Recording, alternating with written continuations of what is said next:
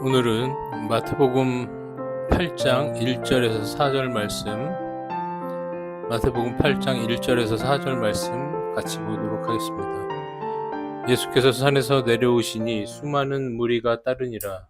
한 나병 환자가 나와 절을 하며 이르되, 주여 원하시면 저를 깨끗하게 하실 수 있나이다 하거늘.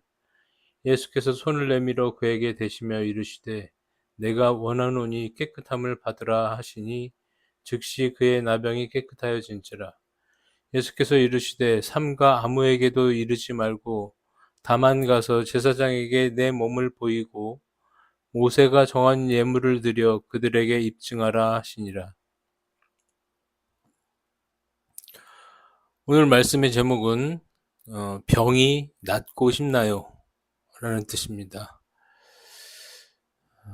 예수님께서 산에서 내려오셨을 때 많은 사람들이 예수님을 따랐습니다. 산 아래에서 처음 마주친 사람이 있었습니다. 그는 권세가도 아니었고 종교 지도자도 아니었습니다. 심지어 가족도 아니었습니다. 처음 보는 사람이었습니다. 그는 나병 환자였습니다. 먼저 나병에 대해서 말하자면 오늘날 우리가 부르는 병명, 한센병, 문둥병이라고도 부릅니다. 본문의 환자가 나병 환자일 수도 있습니다. 하지만 당시에는 의학이 발달하지 못했고 이스라엘의 기후상 먼지가 많으며 씻기에 충분한 물도 찾기 어려운 곳이다 보니 악성 피부병 환자들이 많았습니다. 물조차 좋지 않았죠. 따라서 나병과 악성 피부병을 구분하지 못했기 때문에 전염의 위험이 있어 공동체에 살고 있지 못하고 마을 밖에 살아야 했습니다. 당시의 사람들도 먹을 것이 풍부하지 못해서 끼니를 굶는 사람이 많았는데 더구나 나병 환자들은 먹을 것이 없어서 병으로 고통받았을 뿐 아니라 먹을 것이 절대적으로 부족해 생존을 염려해야 하는 사람들이었습니다. 그들에게 가장 고통스러운 것은 사랑하는 가족들과 함께 살지 못한다는 것입니다. 마을 밖에서 살고 공동체로부터 분리된 채로 살고 사람들을 만나면 부정하다를 외쳐야 했습니다. 그래야 나병 환자를 마주쳐서 부정하게 되거나 감염되지 않을 수 있었기 때문입니다. 그들은 아마 밤마다 가족들과 함께 사는 일상을 꿈꾸었을 것입니다. 그가 간절히 원하는 것은 병이 나아서 가족과 일상으로 돌아가 배고픔과 고립감에서 벗어나는 것일 것입니다. 모든 병 중에 가장 지독한 병이 나병이었습니다. 다시 말하면 예수님과 많은 무리들 앞에 나병 환자가 갑자기 등장한 것은 그냥 목숨을 내놓는 결단의 행동이라는 것입니다. 나병 환자가 사람들을 피해 다녀야 하는데 도리어 사람들 앞에 나타난다는 것은 돌을 맞아 죽어도 되는 행동이었기 때문입니다. 게다가 산 위에서 말씀을 잘 듣고 사람들은 예수님을 성결한 종교 지도자로 여겼는데 그 앞에 나타난다는 사람이 바로 천인공노할 나병 환자였던 것이죠. 하지만 예수님은 그를 불쌍히 여기셨습니다. 그리고 그에게 손을 대셨습니다. 나병 환자의 부정함이 전파되는 순간이었습니다. 나병 환자가 나타나 예수님과 일행을 가로막은 것도 경악할 일인데 나병 환자에게 손을 대시다니 놀라움의 놀라움, 놀라움의 연속이었습니다. 더 큰 문제는 그 다음이었습니다. 예수님이 손을 대시자 나병 환자가 깨끗하게 된 것입니다. 이 무슨 일입니까? 위에서 말한 대로 가장 낫기 어려운 병이 나병입니다. 예수님의 안수와 병 나음의 선포로 나병이 나은 것입니다. 이 영상을 보는 분 중에서 병을 가진 분도 있을 것입니다. 하지만 모든 육체를 만드신 분이 병을 낫게도 하실 것을 믿으시기 바랍니다. 또한 하나님은 우리의 병을 낫게 하시기를 바라십니다. 출애굽기 15장 26절 말씀 보면 나는 너희를 치료하는 여호와임이라 라고 말씀하셨고, 또한 야고보서 5장 16절 말씀 보면 병이 낫기를 위하여 서로 기도하라. 이런 말씀에 의지하여 치유를 위해서 기도하십시오. 자, 그런데 질문이 있습니다.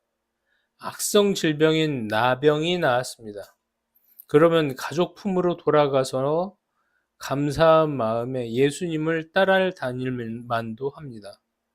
그러나 예수님은 제사장에 가서 내 몸을 보이고 예물을 드려라. 그것이 나병에서 치유받았다는 공적 확증이 되기 때문에 그렇게 명하실 수도 있습니다. 그러나 조금 다른 각도로 보면 병과 거룩함은 긴밀하게 연결되어 있습니다. 현재 대한민국에서 가장 크게 부흥하는 교단이 있습니다. 뭐라 표현을 하지 않겠습니다. 그러나 성령을 강조하는 교단입니다. 그 교단과 신학이 미국에서 발생했을 때 기존 교단이 성령에 대해서 알려는 노력을 하지 않았고 성령의 능력을 과소평가한 것도 사실입니다. 하지만 그 교단의 신학 중에 병 낫기를 위해 기도하면 성령께서 낫게 하신다는 교리가 있습니다. 그뿐 아닙니다. 문제가 생기면 성령께 기도합니다.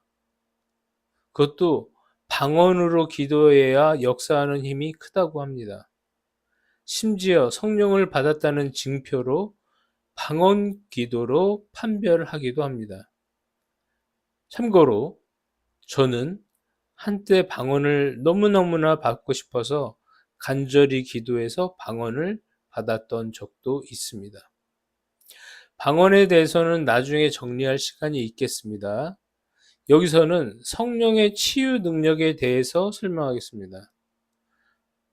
저는 그 교단의 대표 목사님이 안 돌아가실 줄 알았습니다. 물론 장수하시기도 했지만 그분도 병에 걸렸고 돌아가셨습니다.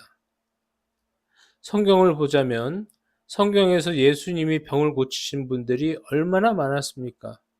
그분들이 다 안 죽었습니까? 심지어 12살 소녀와 나사로는 죽었다가 살아났습니다. 안 죽었겠습니까? 성령 충만한 12제자와 다락방에서 성령을 받은 500명은 안 죽었습니까? 병에 걸리지 않았습니까? 모두 다 병에 걸렸고 죽었습니다. 그럼 성경에서 병에 대한 관점이 우리가 생각하는 것과 조금 다르다고 느껴지지 않습니까? 병과 죽음은 인간이 태어나는 것처럼 자연스럽게 찾아오는 것입니다. 위에서 인용한 성경 구절, 출애굽기 15장 26절을 보면 하나님 말씀에 순종하고 의를 행하며 계명을 지키면 애굽 사람들에게 내린 병을 내리지 않겠다라고 하신 후에 치료하는 하나님에 대해서 말씀하신다는 것입니다. 또 야고보서 5장 말씀을 보면 병든 자를 위해 함께 기도하면 죄를 범한 자들은 사하심을 받을 것이며 의인의 간구는 역사하는 힘이 크다. 이렇게 말씀하고 있어요. 치유가 목적이 아니라 치유를 위해서 기도하면서 죄를 고백하면 사하심을 받을 것이다. 죄로부터 자유롭게 된 의인이 하는 기도는 능력이 크다라는 뜻입니다. 따라서 병이 있다고 해서 우르르 몰려가 서로 알아듣지도 못하는 방언으로 기도함으로 성령께서 불려와 병을 낫게 하는 신이 아니라는 것입니다. 위에서 예를 든 교단에서 문제가 해결되고 병이 낫는 신앙생활을 하는데 당신들은 성령의 역사를 믿지 않고 그 능력을 누리지 않는다면 당신들만 손해다. 그런 신앙생활을 하는 것이 무엇이 유익하냐라고 말하던 것이 기억합니다.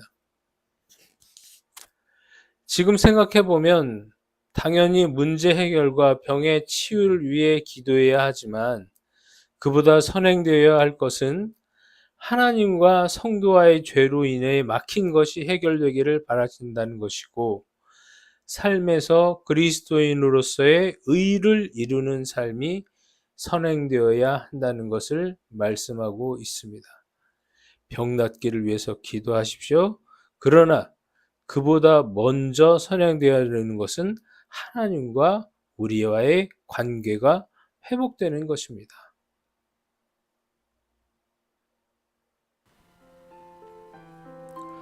안녕하십니까, 김성문 목사입니다.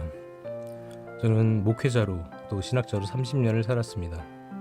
많은 성도들을 보았고 불신자들도 만나봤고 또 가난한 성도라고들 하죠. 교회를 다녔으나 이런저런 상처를 안고 교회를 떠나 계신 분들도 많이 만나봤습니다.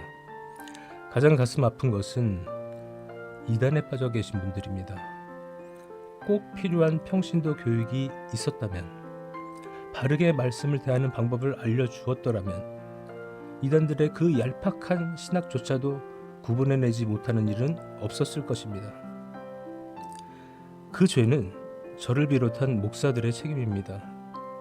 그래서 지금이라도 교회 안의 성도들과 교회 밖의 성도들, 그리고 아직 복음을 알지 못한 분들에게 쉬우면서 정확한 성경을 함께 연구해가면서 성장해 나가기를 바랍니다.